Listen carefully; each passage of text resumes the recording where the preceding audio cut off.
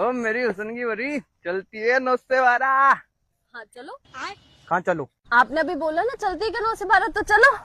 मैं तो आपको छेड़ रहा था नॉर्मली। हाँ तो मैं छिड़ गई, अब चलो। बहन जी आप तो सरी बट बहन जी लगती हूँ मैं, बहन जी लगती हूँ। मतलब मेरी हुस्न की परी, मैं तो आपको नॉर्मल छेड़ रहा था। हाँ तो अब मैं छिड़ गई।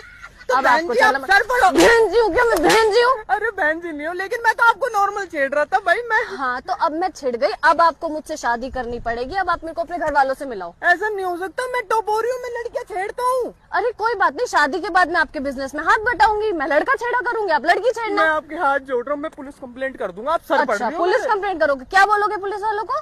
बोल दूंगा आपको मैंने छेड़ा और आप छिड़ गए, मैंने सर पड़ रही हो आप। अच्छा ठीक है, बोलो करो।